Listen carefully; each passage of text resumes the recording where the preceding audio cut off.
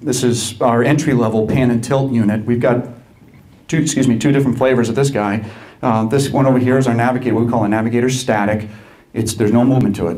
It's just designed to be mounted up on a brow or on a radar arch, to be forward-looking. It provides a very wide field of view, 36-degree field of view, and it's again, you run the analog video right in the back of a multifunction display. Its big brother is the Navigator 2 pan and tilt. Gives the operator a joystick control down at the helm, so you can move that camera around. Obviously, on a planing hull, being able to use the camera, any camera, a static camera, for instance, is going to move up as so does the boat. So as you're moving, as you're up on plane, the camera's going to come up if it's the static, whereas the pan and tilt allows you to move it around. Plus, all of our pan and tilt cameras have what we call a home key. So if you're up there and your kids or your grandkids are up there playing around with a camera, and you needed it up on the bow, and press the home key, and that camera will slew right back around to the bow and off the bow, so you can use it back forward looking. And again, I mentioned this is the camera that Sea Ray puts on as an option now for their sport yachts and yachts. All of our cameras too, the Navigator and also the M series, they're heated. The lenses are heated, so they're to help with any moisture, or obviously if any of you are crazy enough to go out there when the weather's below zero, the camera is still going to work as well. Obviously, a big application. We sell a lot of these to law enforcement, so certainly that's a big important thing for them. The M series, different industrial design, as you can tell. It's a full 360-degree panning capable. It's a very, the different kind of joystick, very simple to use with proportional control. And it also, on our dual payload models, has a microlux camera. And a microlux camera is a very low light capable, visible light camera. So in those times when you are out in twilight hours and there's still enough light, you have the ability to switch back and forth between thermal and microlux.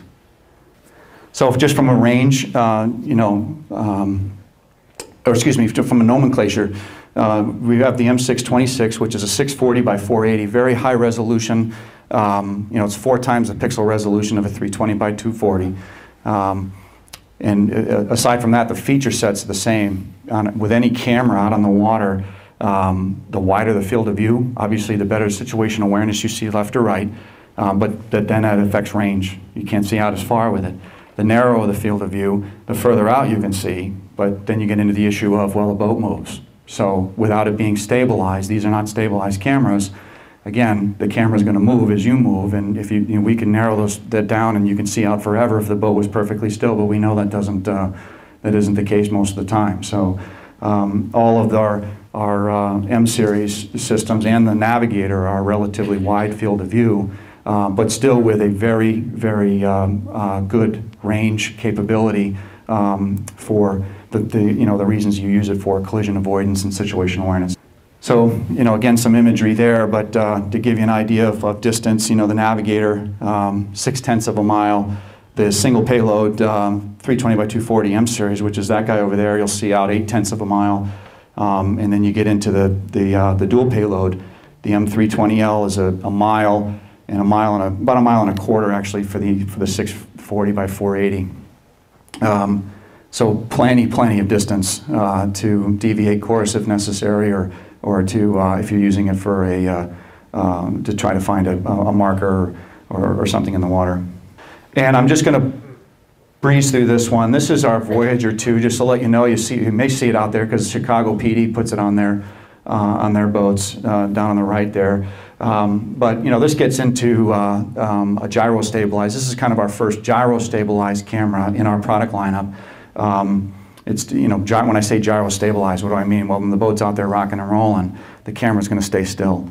And because of that, now we can really narrow that field of view. And that camera will see, so really reach out and touch. That camera will see out over 4 miles.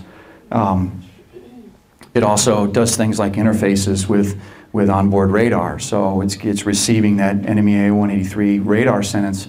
So if there's a target on the radar that they want that camera to slew to, they press the button on the radar and the camera will stay there on that object. So it's radar target tracking.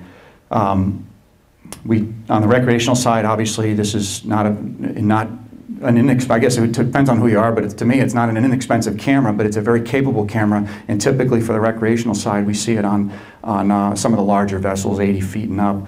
On the law enforcement side, it's a very popular product. Obviously, they're out there in all kinds of different conditions.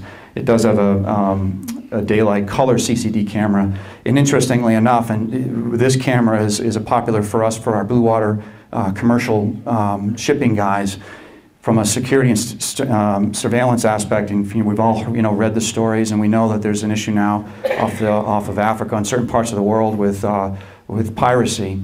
Well, it's become a really important application for thermal imaging to use our cameras for that kind of role, to be able to give those captains and crew a better understanding of what they're seeing on their radar, and be able to then take evasive actions or do whatever they need to do, get in a safe room with a camera that can tell them exactly what they're looking at, and turning again to the number of people that are on the boat, to the size of the boat, and so we're seeing a lot of that activity. The image you see down in the right corner is on a vessel that we all had heard about I guess over a year ago now, but that's on the Maersk, Alabama.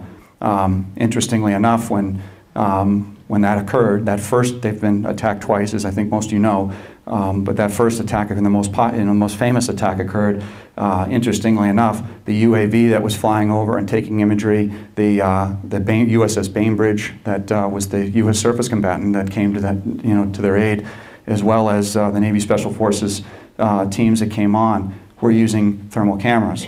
The only vessel that wasn't in the mix was the Maersk, Alabama, and shortly thereafter, the Maersk, Alabama had thermal cameras. So, tremendous application, and value to using a system like this. Again, I cringe when people say it's a cool new toy, because first of all, it's not new and it's not a toy. It's something that is going to be very, very functional, very good tool to have from a safety and situational awareness aspect on board any size vessel, no matter what you do.